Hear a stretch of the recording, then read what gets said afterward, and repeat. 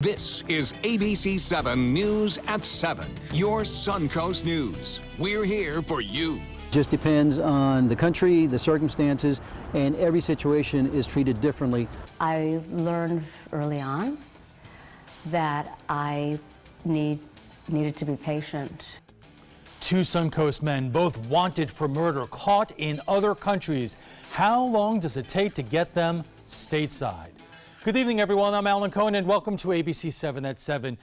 Those are our top stories, and well, first we have our top stories at 7. How many snowbirds out there are here on the Suncoast to escape the frigid cold temperatures and snow up north? Well, welcome back to Florida. Don't forget to take the plants or pets in from outside. It is cold. Chief Meteorologist Bob Harrigan joins us with the first alert forecast. Bob. Yes, Alan, we've been talking all about it. You've seen it on social media today. Snow in Tallahassee, North Florida, Southeast Georgia, now in the Carolinas. This is a bomb cyclone, meaning the pressure dropped considerably as two areas of low pressure kind of merged, and another one expected to do so over the next 24 hours over the northeast United States. There's the snow, freezing rain, at one point shutting down I-10 in North Florida. Now that has all moved off to the northeast, causing all sorts of travel headaches for folks in the Carolinas now, from Wilmington and eventually up into New Jersey, New York, and Boston. Well, there are watches and warnings out there, are numerous across our area. We have a wind chill advisory in effect here, but also blizzard warnings in Maine and also Massachusetts, as well as into New York, down to New Jersey, all the areas that you see in that deep red. A blizzard warning, meaning they could see up to 18 inches of snow, very windy weather and extreme cold. But for us, it looks like the wind chill advisory is in effect. No need for your plants tonight to be taken indoors in the Manatee and Sarasota counties, but tomorrow night, most everyone will do so. We have again, a dangerous wind chills tonight, coastal locations 30 to 35. That's what it will feel like with that wind blowing out of the north and northwest. Inland areas will feel 25 to 30 degrees beginning at 10 tonight and continuing until 10 tomorrow morning. Now, there are some freeze warnings out for Hardee and Highlands counties. Indeed, you have to take care of your sensitive plants in those counties. Manatee and Sarasota County not included in that freeze warning tonight, but we will be tomorrow night. There's a freeze watch now in effect for Manatee, Sarasota, Hardee, and also in the DeSoto counties. That's for tomorrow night and Friday morning, when we are anticipating freezing temperatures. The coastal locations may not see the freezing temperatures as a result of that northwest wind and the moderating effect, at least of the Gulf water temperature now, which is continuing to drop into some significant levels there. Winds out of the northwest, northwest, 24 now at Anna Maria, 12-mile-an-hour wind at Bee Ridge Road now, and down south, similar conditions there, anywhere from 15 to almost 20 miles an hour. We'll have more on this cold snap and let you know when things will start to warm up. Coming up in a few minutes, Alan. Bob, some Suncoast farmers are actually welcoming the cold weather. As long as temperatures stay above freezing, the cold air is good for things like for many crops, for citrus. The cold increases, making them sweeter. The same goes for grapes, says the owner of the Bunker Hill Vineyard and Winery in Manatee County. Cold weather negatively affects insects too, and some diseases even. So that can have a beneficial aspect down the road too, because their populations are greatly diminished. Whether or not the cold has had any negative effects on grapes won't be known until they are picked later this year. Shelters will once again open tonight because of the cold weather. The Salvation Army in Sarasota will be open, and 2 shelters in South Sarasota County will be open this evening. Grace United Methodist Church in Venice and New Hope Community Church in Northport. In Manatee County, the Salvation Army is open, as well as Turning Points on 17th Avenue West in Bradenton.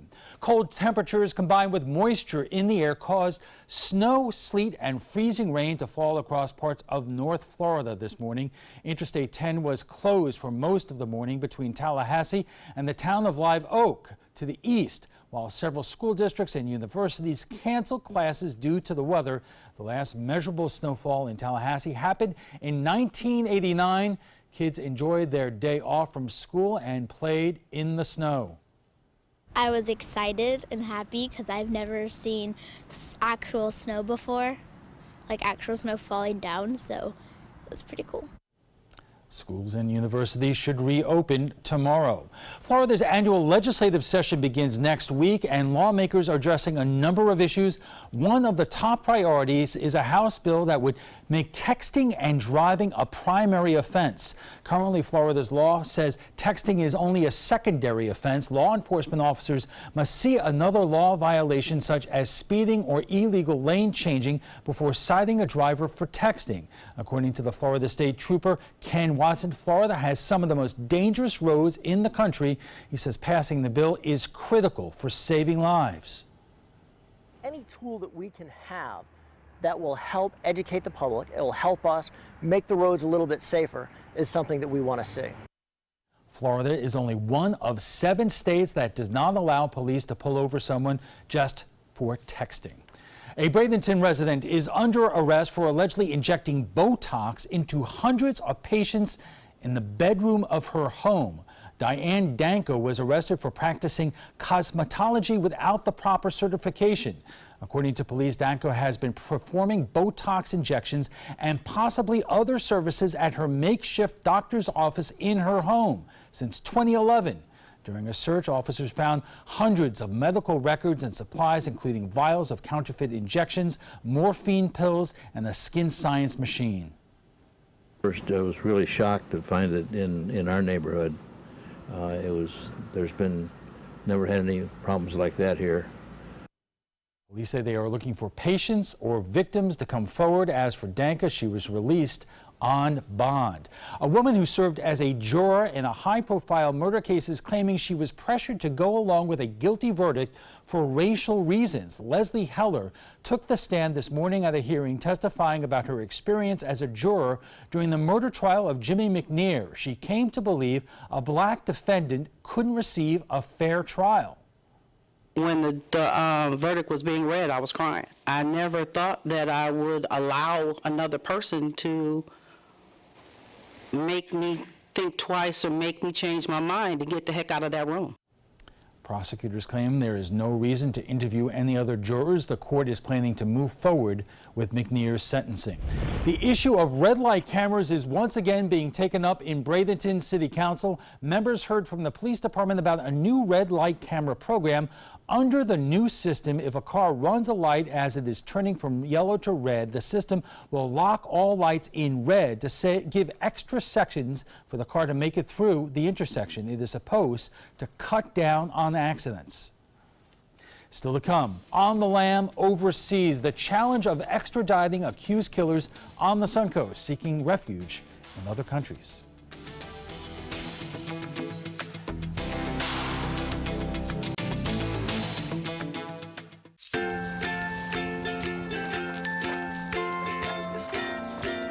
All right, crew, let's get started. Sure.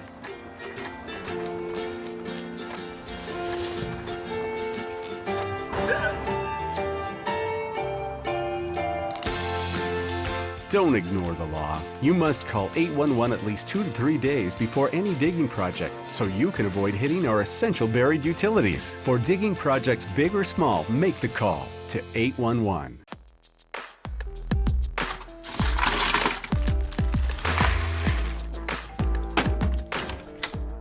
Thank you.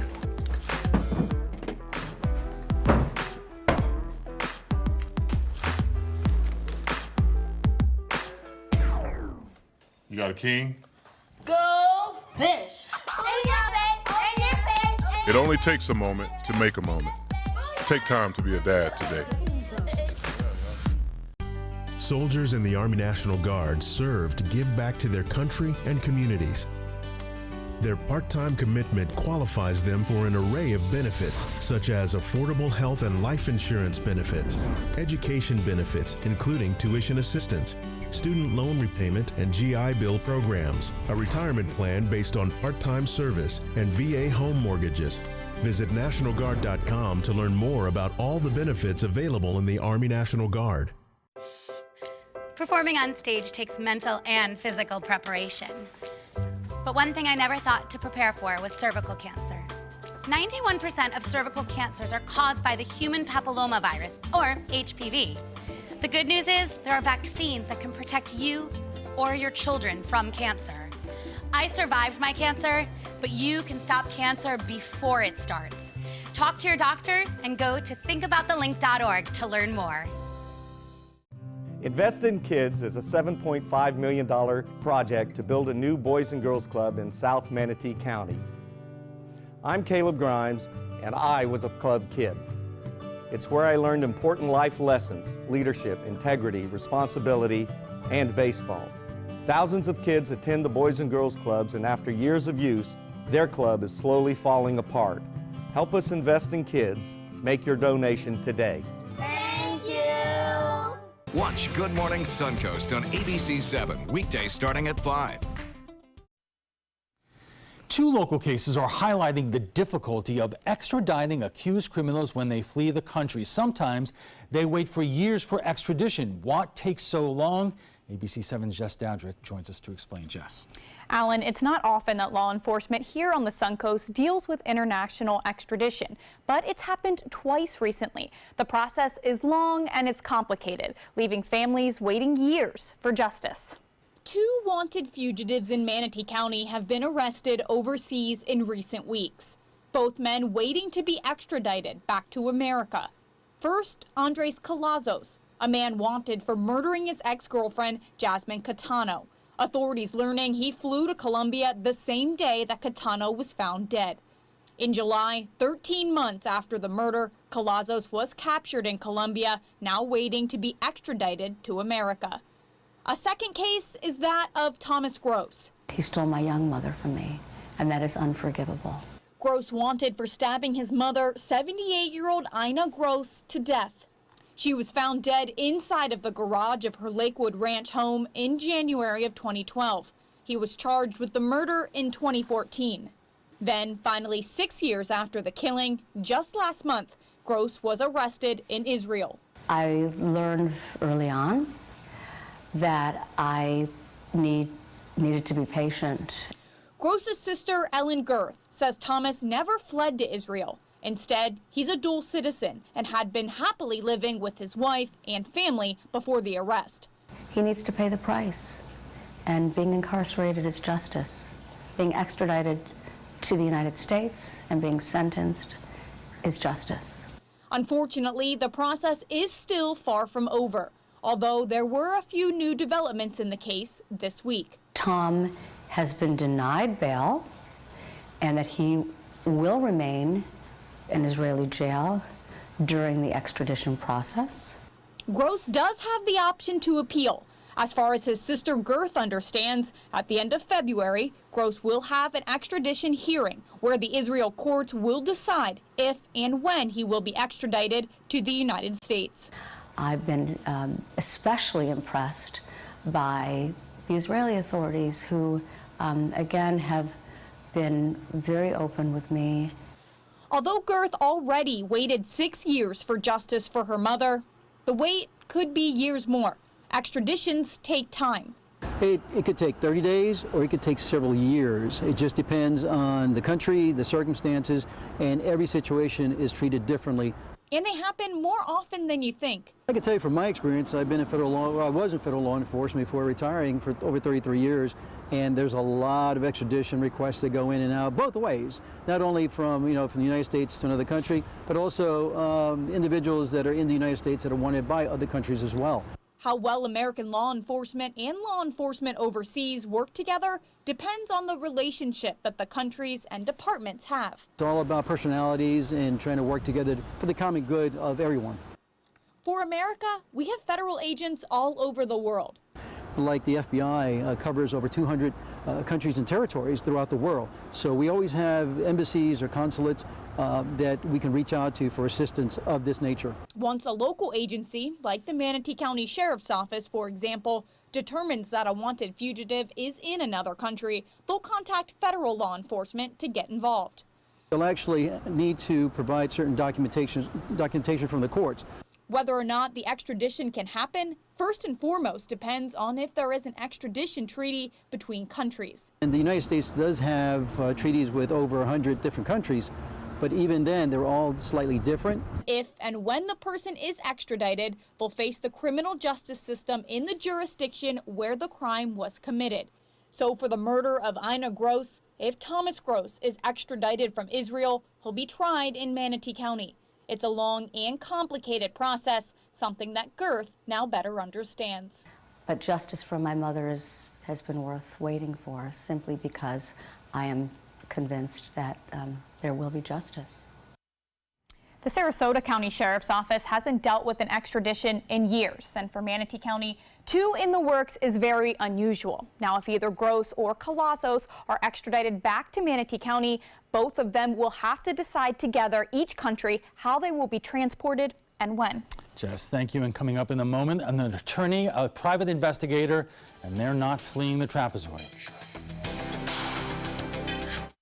Sarasota Institute of Lifetime Learning begins its 47th season on Monday, January 8th in Sarasota, Venice, and Lakewood Ranch. Meet Warren Jones, pianist to the world's best-known stars, on Monday, January 15th, and Chris Hill, career diplomat and 4-time ambassador, on Tuesday, January 16th. 72 global issues lectures by renowned experts, 24 musical conversations with great performers. Subscriptions available now. Single event tickets at the door. For more information and to purchase season tickets, visit SILLSarasota.org. Attention, Americans eligible for Medicare. Are you getting all the benefits you're entitled to? Did you know there may be money available to lower your medical prescription costs? Call Health Markets and we'll tell you if you qualify. Hi, I'm Dr. Martin Jeetsi. It's a new Medicare year. That means more changes and more confusion. The key question is, what can you do now to ensure you get the care you need in the coming year? Call Health Markets today. You may qualify to save money on prescriptions. We'll help you find plans that may cost less, cover more, and could even lower your prescription costs to increase your savings. We help you find all the benefits you're entitled to, and we do it at no cost. Make sure you have what you need to get the care that's right for you. Find out if you qualify to receive extra help with your prescriptions. Call the number on the screen now. Representatives are standing by. Looking for something fun to do on a Friday night? Then come to Music on Main, the first Friday of every month at Lakewood Ranch. Enjoy free live music, dancing, great food, and lots of fun for every family member, even the furry ones. Meet up with friends, enjoy activities for the kids, or make it a special date night. And be sure to stop by the ABC7 booth and say hello. Mark your calendars for Music on Main, first Friday of the month, 6 to 9 at Lakewood Ranch. Brought to you by ABC7 and these sponsors. Are you a soccer mom or dad? Regardless of their age or experience level, when your kids play soccer or any other sport, there's one person on the sideline who is key to help recognize and seek medical care for sports-related concussion. It's you. You need to know the signs and symptoms of concussion, and you need to act if you think your child has been injured. Remember, when in doubt, sit them out. To learn more, go to cdc.gov/concussion. 1001, 1002, 1003, 1004.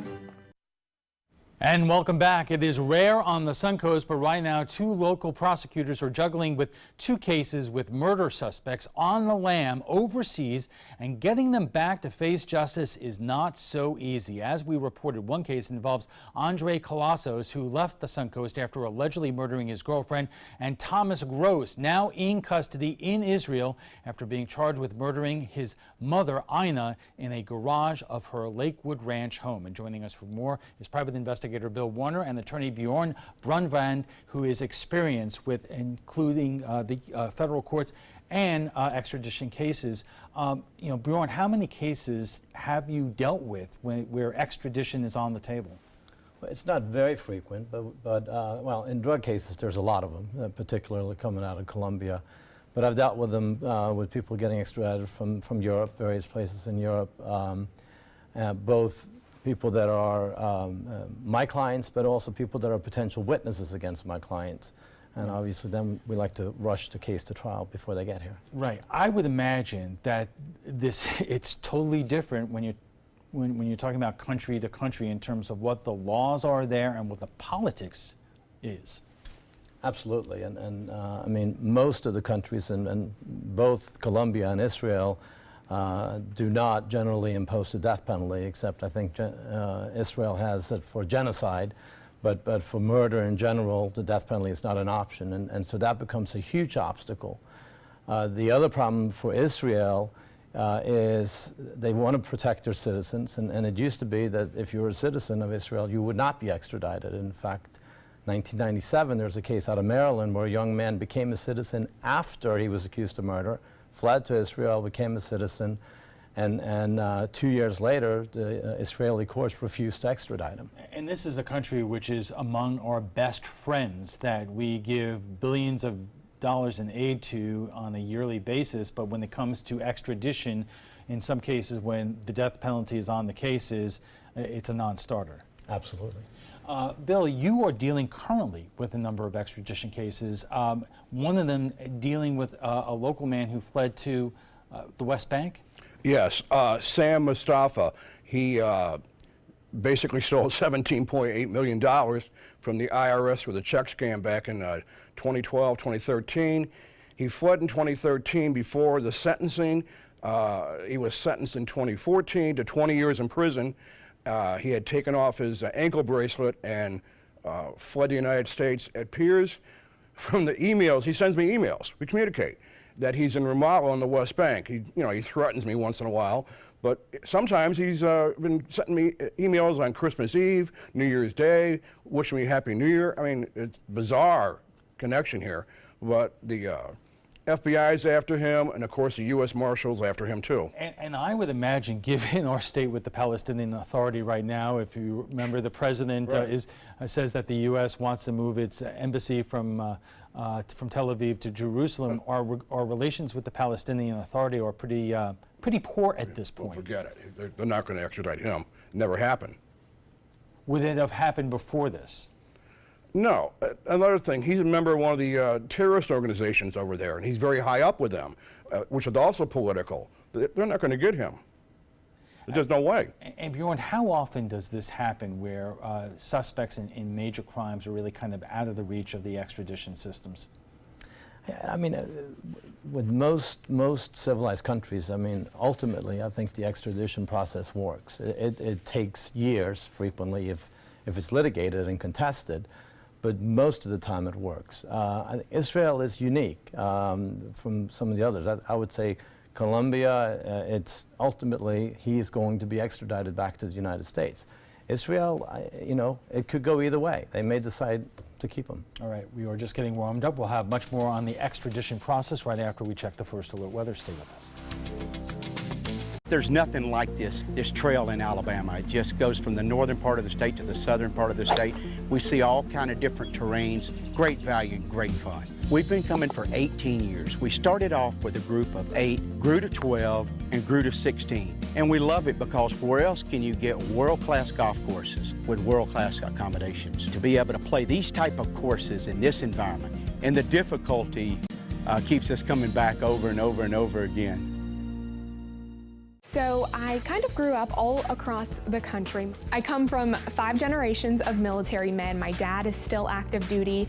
My grandpa is retired Marines. I like going for runs with my dog. I love, taking her out to the dog beach over in Venice. There are so many things here to do on the Suncoast. My goal every day when I come into work at ABC7 is to tell your stories, give you that major local news and those details that you really care about. I'm Jacqueline Matter, and I'm here for you. A promise was made, a promise that hit the beaches of Normandy, a vow that captured Iwo Jima, a contract that weathered Tet, a pledge that stormed the desert in Iraq, an IOU that braved IEDs in Kandahar. A promise was made to America's veterans. DAV fights to keep that promise, so all veterans and their families get the benefits and support they earned. For help, visit DAV.org. Our nation's servicemen and women show great courage and leadership both on and off the battlefield. When they transition to civilian life, they can apply the skills and values they learned in the military to the workplace. That's why the Coalition to Salute America's Heroes is urging employers everywhere to be smart, bet on a vet.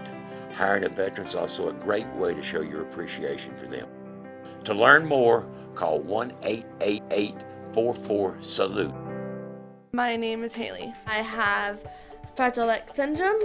I work with Chartwells at Einstein's and FAU. I like being up front and interacting with students. The students are very nice and very hungry. Having a job is a big ticket for independence. Hi, this is Dan Marino. When your business recruits people with disabilities, everybody wins. To find out how, go to disabilitieswork.employflorida.com.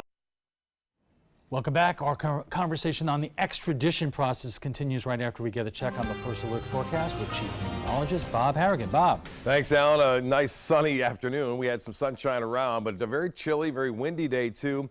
We had the rain this morning, up to a ½ inch of rainfall reported at the Sarasota-Bradenton Airport. And then the rain cleared out, sun came out, and then a few clouds moved in just before sunset. And looks like we're going to see some clouds throughout the early evening and then eventually clearing overnight. Now, there are numerous advisories in effect, as we talked about earlier. A wind chill advisory, meaning wind chills will be down below freezing in some cases, and that'll be really the case east of I-75. We're talking wind chills around 25 to 30 degrees there near the coastal locations, anywhere from 30 to 35 degrees. That begins late tonight, and it continues on until 10 o'clock tomorrow morning, as those winds will stay pretty brisk out of the north and northwest at around 15 to 20 miles an hour. On top of that, there's a freeze warning in effect. We'll go over these real quickly for inland counties, and a freeze watch for tomorrow night and a Friday morning. That's in effect as a result of the colder air still around. You'll notice that freeze watch is east of I-75 tomorrow. The coastal locations look to avoid the major freeze for us tomorrow. The good news is the trend is for warming. By Sunday, we'll be back to near average. Another weak front moves through late Tuesday and late Monday and into early Tuesday, bringing with it some slightly cooler temperatures, but nothing like the extreme temperatures we've seen over the past couple of days here. 50 degrees now. That's the current temp. The dew point is at 40. That number continues to drop. Winds out of the northwest at 15. The pressure 30.03 inches. And the high today was only 57 degrees. The low was 45. Our normal high 71. So as I said, we'll be back to that number by late Sunday afternoon or pretty close to it. Over ½ inch of rainfall in some areas east of I-75, especially into Manatee County at the airport, right at a ½ inch of rain today. Well, the hourly forecast tomorrow does not warm up much at all. The cold air advection will continue to just spill this chilly air our way throughout the afternoon. Temperatures will warm into the mid to upper 50s only, and with a north and northwest wind, it'll make it feel all that much colder. Well, this storm will go down as one of the strongest, I think, of the winter, as it will move up to the northeast, causing up to 18 inches of snowfall there. We had snow earlier near Tallahassee. Jacksonville just missed the snow. And it looks as though we'll see that northerly flow and push of air for the next couple of days. And then on top of that, we'll start to see a return to more of an easterly component. Well, the national story, big story, obviously, is this one. This bomb cyclone, if you will, as it dropped the pressure so quickly and so rapidly, it caused that intensification to occur. I mentioned the snowfall. It's going to be heavy. Blizzard warnings are up. Everywhere you see the deep red here is where the blizzard warnings will be, and you don't see it right there, but in New Jersey, New York, also up to Boston and the Maine is where that blizzard warning is located. That's with snowfall totals right there, up to about 18 inches in those places I just mentioned. Temperatures currently single digits into Minneapolis and Minot, North Dakota. It feels like -3 there. Chicago -4, 5 into St. Louis. So temperatures staying extremely cold, but there's a gradual warming trend. There's some light at the end of the tunnel by Sunday. For boaters tomorrow, small craft should exercise caution. Winds will be out of the northwest at 15 knots. And here's a look at the extended forecast. So 58 for a high tomorrow only, 56 on Friday, freeze inland mainly on Friday morning. And Saturday, there's a chance we could see some frost, some widespread frost on top of that for the start of the day on Saturday. And then Sunday, a little bit warmer, 68 for your high. And by Monday, a chance for showers as yet another cold front comes through, but not as strong of a front. Al will be back with his guests right after this. Stick around. This is an important medical announcement. Bard IVC filters have been linked to punctured veins and problems with migration. Anyone who's received a Bard IVC filter must receive medical monitoring and may be entitled to substantial compensation. If you have the Bard Recovery G2 or G2 Express filter, you are in a class of patients who should be compensated for some expenses. Call now for a free assessment of your case and potential money damages. This call is confidential. There's no cost and you may be eligible. Juries have awarded millions of dollars to people who should have been warned about the risks of the Bard IVC filters. Call the IVC Filter Hotline if you or a loved one has received an IVC filter and experienced a vein puncture or required medical monitoring. You must call now. Call 800-329-3089. 800-329-3089.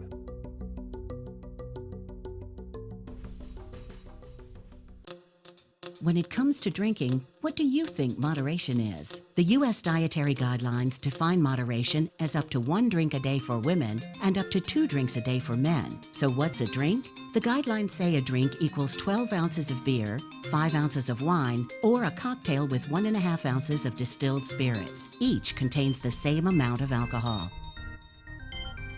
Like to learn more? Visit drinkinmoderation.org. Everything all right? Actually, you know how Tom had knee surgery? Sure. We found out Brad's been taking his painkillers. And it turns out he's been doing it for a while.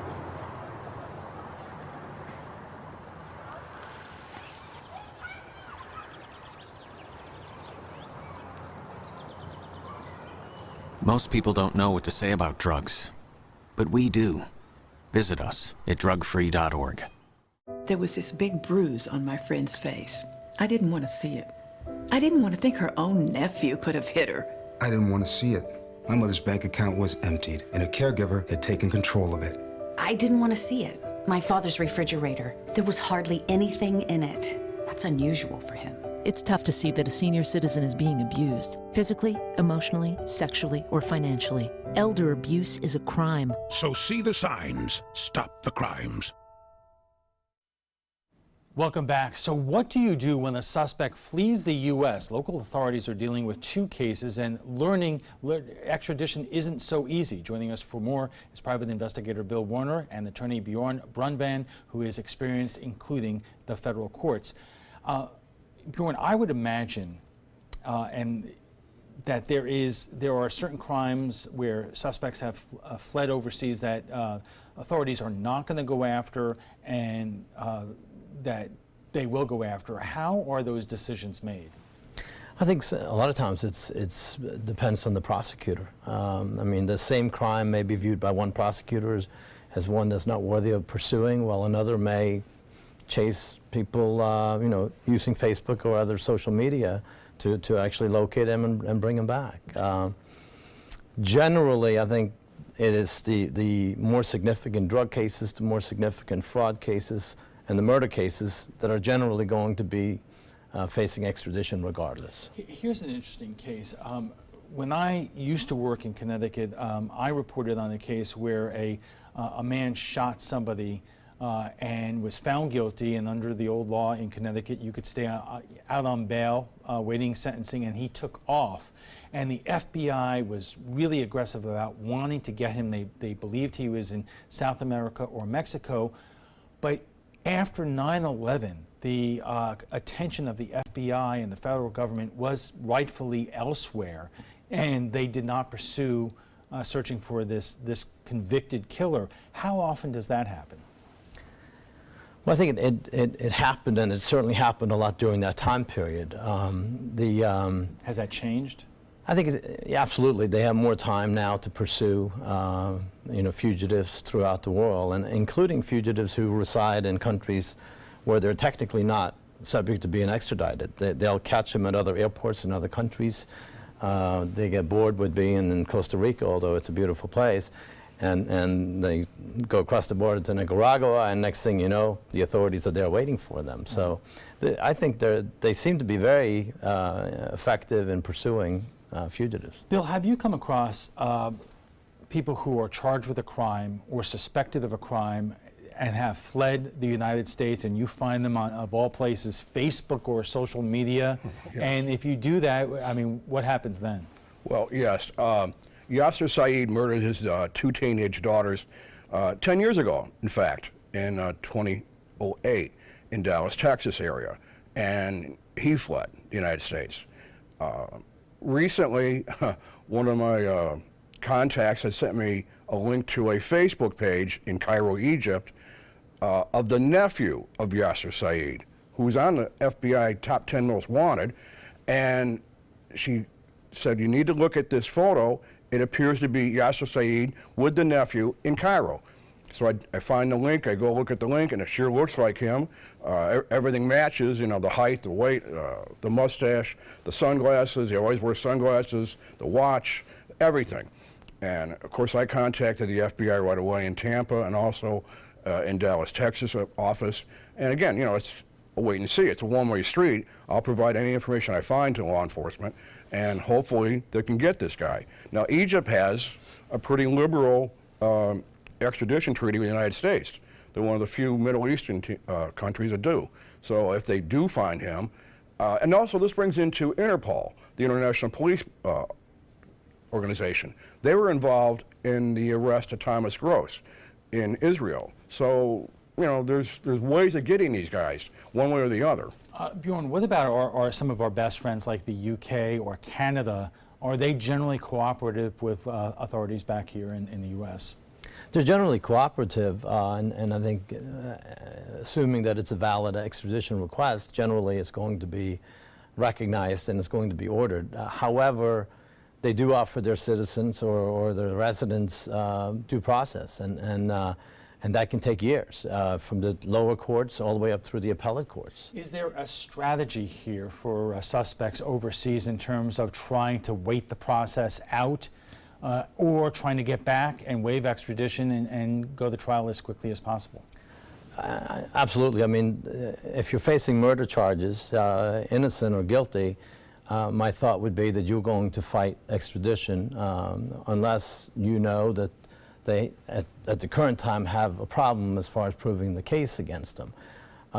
If you are in Canada and England, I've had clients that were there or witnesses that were there who were released on bond pending the extradition process. They probably would be detained in custody here in the United States if they were extradited. So under those circumstances, it doesn't make a lot of sense for them to try to waive extradition and come here unless there's a weakness in the government's case that they perceive and they want to take advantage of. Right, and one of the strategies I would imagine is the longer you could play out the process, you know, witnesses' memories fade, you may be gaming the pending trial one way or the other. Absolutely, absolutely. Bill, I would imagine, and we saw the family of that woman from Lakewood Ranch who lost their mother, that knowing that the accused killer is out there, and in some cases, as Bjorn said, free on bond in another country, is extremely painful to deal with. Oh, especially in this case, when a man murders his own mother and stabs her with a knife, that's really brutal. I don't know how they're handling this. It's very difficult, obviously. And I would imagine there is a danger for families taking things into their own hands. Well, possibly, but... Not in this case. No, not in this case, but, you know, sometimes people have gotten involved more than they should have, and they end up being arrested. Right. And has there been any changes in terms of international treaty, or is this really an individual treaty between the United States and whatever country out there? So, I believe it was in 1997, there was a young man in Maryland who was accused of murder. He had never lived in Israel. He was, his father was Israeli. After being accused, he fled the country and went to Israel, obtained citizenship and residency in Israel. And 2 years later, extradition was refused by the highest court in Israel. As a result of that case, so that was in 1999, as a result of that case, they tried to tighten up a little bit on the laws in Israel so that it would be easier to extradite someone to the United States. But to this day, if you're a citizen and a resident of Israel, it's my understanding they may allow you to be extradited, but they may also insist that you remain. And if they allow you to be extradited, they will insist that if the person is convicted, that they have to serve their sentence back in Israel. Oh my God. Okay. We are just going to take a quick break, and we'll be back for final thoughts in a moment.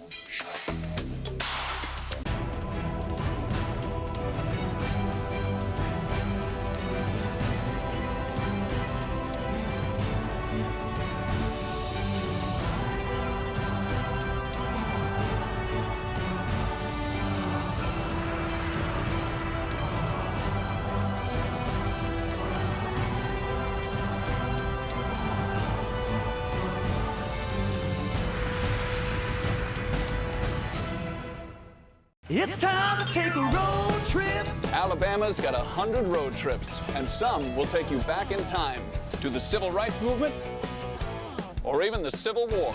You boys play nice now. From Helen Keller to Hamlet. Check out these big guns. We're talking the USS Alabama. Alabama's got 100 road trips. Plan yours at alabama.travel. Which one you gonna take? This is the story of a boy who is very sensitive to lights and sounds. So he built secret hiding places where nothing could get in. The boy didn't like looking people in the eye. It made him feel uncomfortable. One day, he found out he had something called autism. His family got him help. And slowly, he learned how to live with it better. Early intervention can make a lifetime of difference. Learn the signs at autismspeaks.org. We've all heard how military veterans adjusting to the civilian world may have certain issues. 30. 70.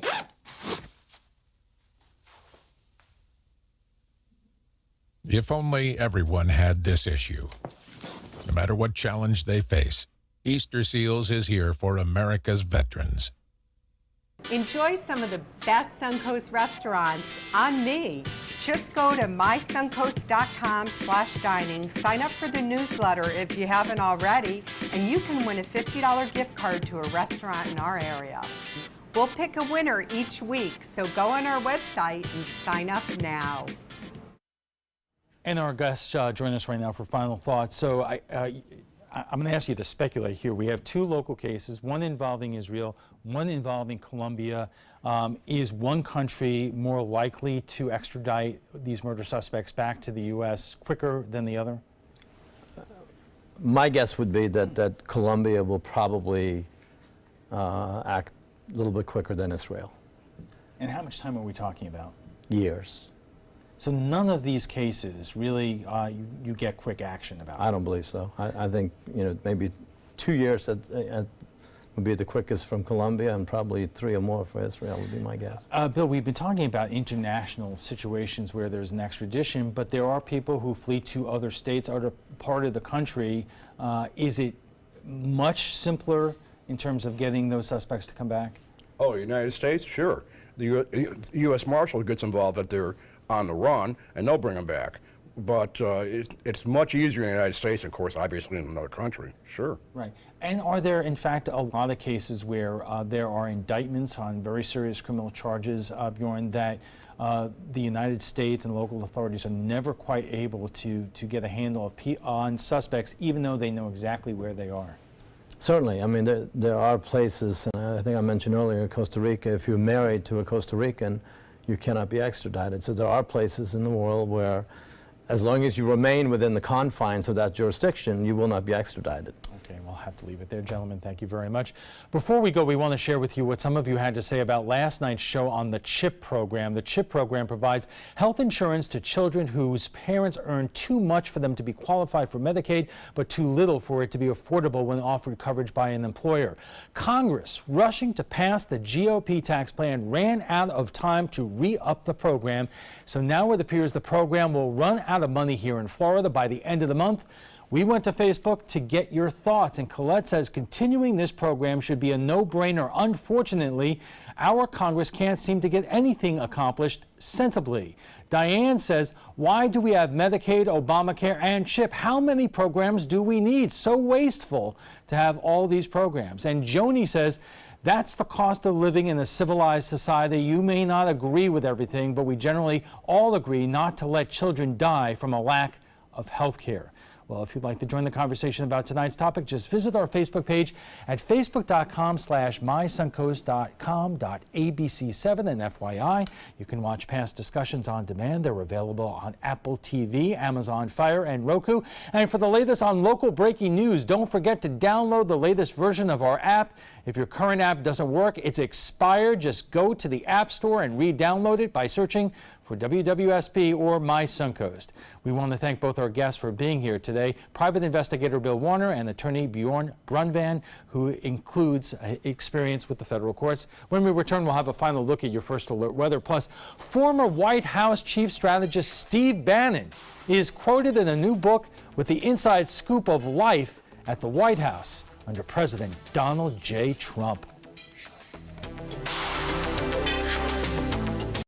Hi, I'm Chef Bob. Watch Aprons in the Kitchen every Wednesday morning on ABC7, where we'll be serving up the most awesome dishes.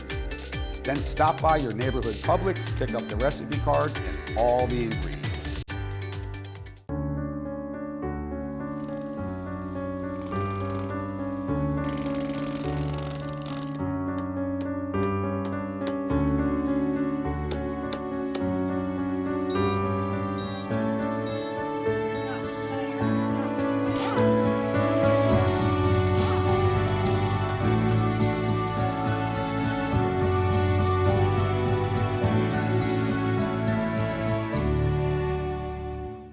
Want the latest weather and traffic conditions wherever you go? Introducing ABC7's revolutionary new First Alert weather app. With our state-of-the-art new weather app, you get up-to-the-minute weather alerts, interactive radar maps, current conditions, 10-day forecasts, real-time traffic maps, and weather video from ABC7, all at your fingertips. And it's free. Just search Suncoast WX in the App Store and download onto all your devices today. Sponsored by Mr. Sparky.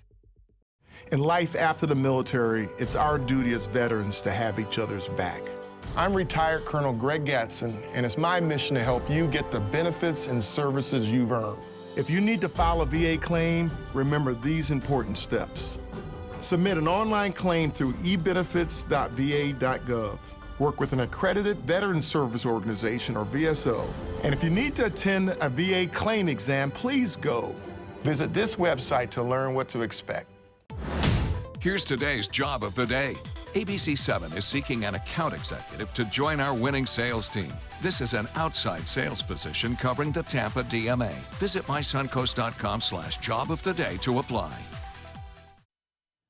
Your primetime headlines are coming up in a moment, but right now let's get a final check on our first alert forecast from Chief Meteorologist Bob Harrigan. Bob. The big story, obviously, the cold, Alan, and the major winter storm expected now to hurt all parts of the Northeast and the northern New England states with blizzard conditions there, where there are blizzard warnings up. We had our rain this morning, clouds, and then clearing skies after 2 p.m. on Lakewood Ranch. You're getting a look at that. A lot of clear skies there right up until sunset. And it looks to be a very cold night tonight with wind chill advisories in effect. We talked about that earlier. And it looks like wind chills down into the mid-30s as early as 11 o'clock tonight. The advisory going into effect at 10 o'clock tonight for those wind chills. Currently, we do have mostly fair skies at the Sarasota-Bradenton Airport. And temperatures are now dropping down very quickly. There are advisories, I mentioned numerous advisories. No freeze for us here in Manatee or Sarasota counties tonight. Different story tomorrow night. And there will be a real possibility of some frost, too, it looks like. Not tonight, but tomorrow night and on into, looks like Friday night, Saturday morning. Lows tonight into the upper 30s, even some mid-30s, well inland here in our location near the coast. 38 at Lakewood Ranch. We'll start days off there with a feels-like temperature right around 28 to 29 degrees at Lakewood Ranch in the morning. 45, the expected low at Anna Maria. Some benefits of the water temperature, which is still dropping as well. Currently, we have 50 degrees, the wind chill at 44, and the dew point temperature at 40.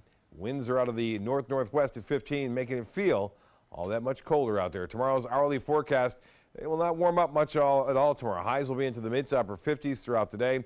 Plenty of sunshine around the afternoon, though. We'll get some low strato clouds throughout the morning hours on in through, looks like Thursday. But then that north wind will usher in that very dry air, and things will be very cold tomorrow night, where there are freeze watches out for much of our viewing area for Thursday night, Friday morning. Well, the National Satellite and Radar Review is showing that storm now moving through the mid-Atlantic coast states, eventually tracking off toward the northeast, where there are blizzard warnings in effect from Maine southward down through New Jersey. Temperature right now 1 at Minneapolis, 13 in Chicago, -4. That's what it feels like there in the Windy City, and 6 in Cleveland. Toronto, the wind chill at 3 degrees. So although we're going to have problems here, not nearly as severe as they're seeing now in the upper Mississippi Valley and throughout the western portions of the Great Lakes and the Northeast. Well, here's a look at the long-range model forecast as we take it through time. Again, it looks like most of the cold air will start to slip off to the east. There's some real cold air that'll come down just a little bit next week, but we're not going to see that down here. So this cold snap that we're seeing right now is going to be around for the next couple of days. Then we'll start to moderate the temperature a bit as we push toward the latter half of the weekend. For boaters tomorrow, we have an advisory that's in effect until about 9, 10 o'clock in the morning, and then more than likely caution will be urged. Seas still up there 3 to 5 feet. The water temperature now at 63 degrees. That's soon to go down throughout the morning. Low tide at 6:53. Just had it. The high tide will be at 12:36, and sunrise at 7:21. So tonight, wind chills 25 to 35 degrees late tonight, tomorrow morning, and then for tomorrow, dangerous morning wind chills, and then sunny and cold. Be sure to take care of your pets too. Bring them indoors. Winds out of the northwest at 10 to 15. And the extended forecast calling for a very chilly day again on Friday with freezing temperatures anticipated, and most of that east of I-75. Gradual warming, but not much on Saturday. By Sunday, up to near 70 degrees. Alan will be back with primetime headlines right after this. Tomorrow at 5 on ABC7's Good Morning Suncoast. Hello, I'm Stephanie Webb. And I'm Ray Collins. The cold is here on the Suncoast, and it's not going away anytime soon. We're going to tell you when conditions are supposed to improve and how the wet weather could affect your daily commute tomorrow on Good Morning Suncoast. John? So we're looking at a wind chill advisory up for tomorrow morning. Plus, in inland areas, Hardee County is seeing a freeze watch. We'll detail that. Tomorrow at 5 on ABC7's Good Morning Suncoast. We're here for you. Soldiers in the Army National Guard live up to a set of time-honored principles. I will always place the mission first. They stand ready to respond to any crisis. I will never accept defeat. They serve in their communities as citizens and as soldiers. I will never quit. They train part-time to be ready to serve at all times. I will never leave a fallen comrade. Learn more at nationalguard.com. My name is Julius. I have cerebral palsy. I work for Farmer Jeffy Weising Law Firm. I do a lot of data entry and scanning documents. I want to increase my working experience to make the company much better. At the end of the day, it's good to think of the day's work and to think about what I have accomplished. Hi, this is Dan Marino. When your business recruits people with disabilities, everybody wins. To find out how, go to abilitieswork.employflorida.com. I love taking care of my mom. It wasn't easy at first. She learned how to better communicate her needs. And you learned how to not ignore yours. I discovered how to make healthier meals. And I discovered how much I enjoyed them. Becoming a caregiver is a learning experience for everyone. Find articles, tips, and tools from experts and others who have been in your place. The Caregiving Resource Center at aarp.org/caregiving. We're losing exotic animals on a daily basis, and the ones that we have in captivity are really the ambassadors for their wild counterparts. I'm Clayton Rozier from the Big Cat Habitat and Gulf Coast Sanctuary, housing over 150 exotic animals that needed a great home. And if you love animals, please help them. Do it locally. Support your local no-kill shelters, your local wild animal sanctuaries. Make a difference where you can.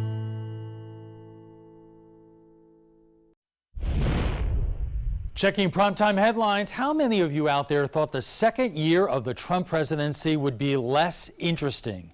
Just a few months ago, President Trump called Steve Bannon a friend, someone he likes a lot. But an explosive new book that claims to give an inside look at the Trump White House seems to be hitting a nerve and prompted a scathing response. ABC's Karen Travers is at the White House.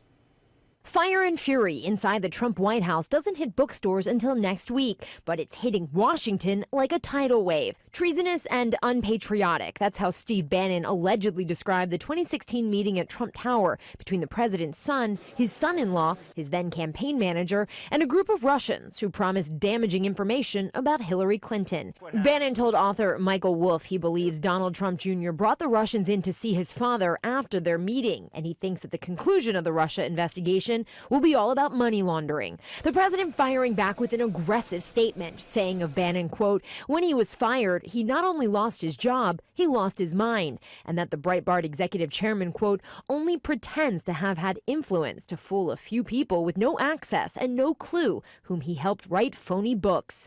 Washington is buzzing about other juicy parts of the book, including details about how Mr. Trump didn't think he would win and didn't even enjoy his inauguration. Angry that A-list stars snubbed the event and visibly fighting with his wife Melania. And this, that Ivanka Trump and her husband Jared Kushner made a deal. If the opportunity ever arose, she would be the one between them to run for president. The White House with a forceful response about a book it dismissed as trashy tabloid fiction. I think furious, disgusted would probably certainly fit when you make such outrageous claims. Even the First Lady's office is weighing in. A spokeswoman says Melania Trump was always confident her husband could win and was happy when he did, pushing back on reporting in the book that she was in tears on election night when it became clear her husband might actually win. Karen Travers, ABC News, the White House. And then there is President Trump's tweet taunting North Korea's leader about the size of his nuclear button. He tweeted, North Korean leader Kim Jong-un just stated that the nuclear button is on his desk at all times. Will someone from his depleted and food-starved regime please inform him that I too have a nuclear button, but it is a much bigger and more powerful one than his, and my button works. Trump was referencing a line in Kim's New Year's Day address. The North Korean leader said that the entire mainland of the U.S. is now within range of his nuclear weapons and that the button is always on his desk, and the U.S. should be aware this is not a threat but a reality. Vice President Mike Pence swearing in two new senators, Doug Jones of Alabama and Tina Smith of Minnesota today. Jones won last month's special election in Alabama, a rarity for a Democrat in the deep red state. Smith is the temporary replacement for former Senator Al Franken, who formally resigned yesterday in wake of multiple sexual harassment allegations. Today's swearing in leaves the Senate Republicans with one less vote, a narrow 51-49 majority over the Democrats. And the University of Central Florida's football team are national champions, according to the University of Central Florida. The Golden Knights finished the season undefeated at 13-0. They got their biggest win ever Monday when they beat the Auburn Tigers 34-27 at the Chick-fil-A Peach Bowl. UCF will raise a national championship banner inside the Spectrum Stadium, cementing its historic season. The Golden Knights will also hold a parade for the team at Disney World on Sunday. The only problem? The Knights weren't chosen to play for the national championship by the selection committee, making UCF the 10th team since 1998 to finish the season undefeated and not win a national title. And my daughter goes to UCF, so watch your mouth right now. That's all the time we have for this evening. I'm Alan Cohn. Thanks for joining us. Have a good night.